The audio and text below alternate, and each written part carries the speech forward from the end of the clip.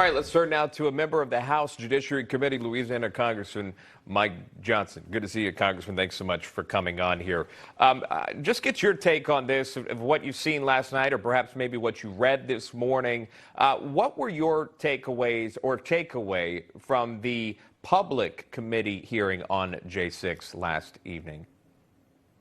I tell you, one thing that stands out to me above all else is really the seething hatred that these committee members have for Donald Trump and anyone who has ever supported them. It consumes these folks. It drives them, and you can see it in their comments and what they've done. Think of it. You know, they've invested over nearly a year of time. They've invested thousands of hours. I mean, millions upon millions of our taxpayer dollars. They've interviewed hundreds upon hundreds of witnesses, like about 100,000 pages of documents. They hired lawyers and consultants and Hollywood producers, all for what? To rehash what everyone already knows? This was a terrible and tragic event on January 6th. The country has moved on. You led the show this morning with these outrageous inflation numbers. We have an immigration crisis. We have a supply chain crisis. We have rising crime in our cities.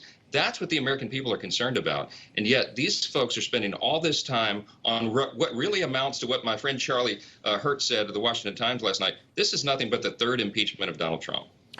Really quickly, this is going to happen 6 more times. This is going to happen, as far as the public is concerned, 6 more times.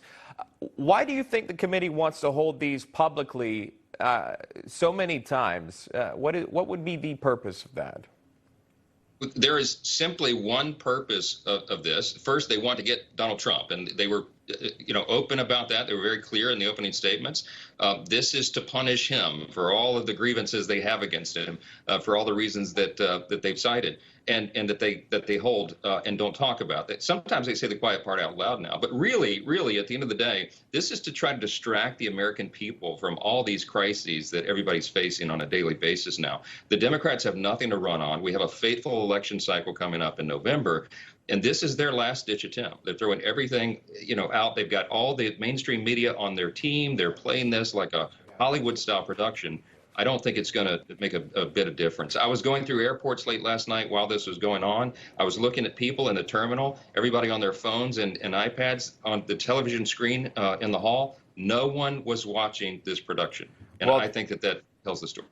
And the Rangers, Tampa, Game 5 of the Stanley Cup playoffs were on as well, so there definitely was alternate programming there. I want to, speaking of what you were talking about in terms of other news making headlines, that leaked Supreme Court opinion, obviously the assassination attempt as well as Kavanaugh, major headline there.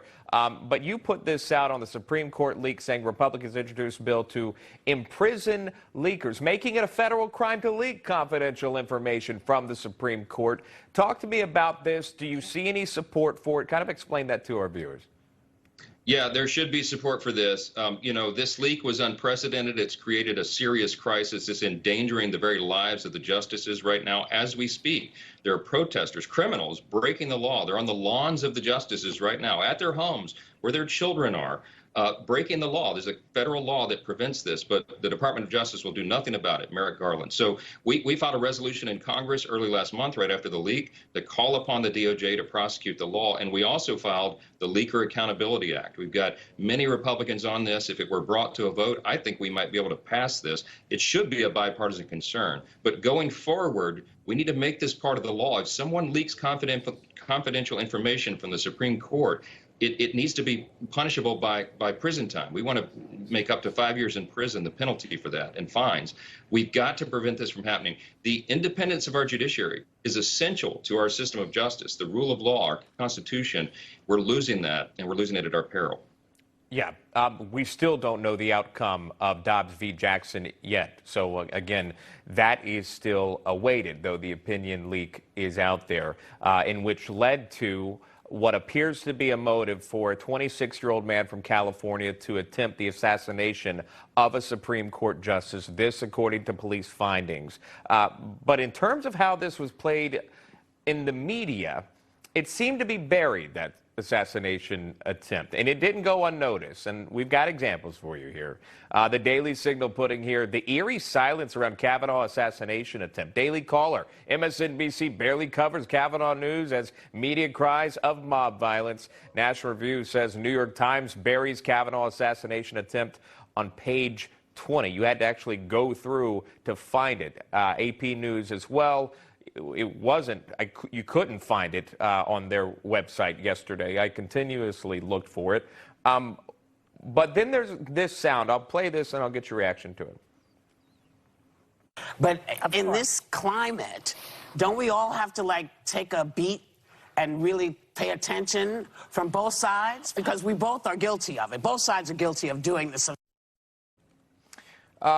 But how the media covered this story, do you have thoughts on that? Would it have been different if it was a liberal-leaning justice?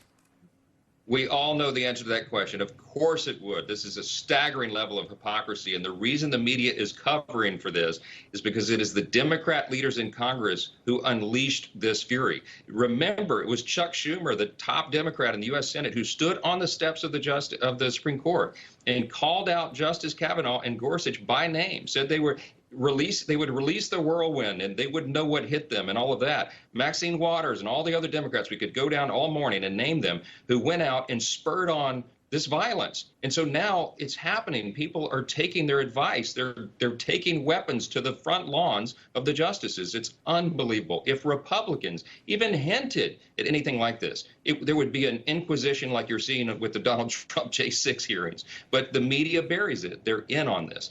And they don't mind that conservative justices are intimidated because it is pursuing their agenda. It is outrageous and dangerous, and we've got to stop this. All right, Congressman Mike Johnson from Louisiana. Good to see you, Congressman. Thank you so much for taking the time for the viewers. We appreciate that.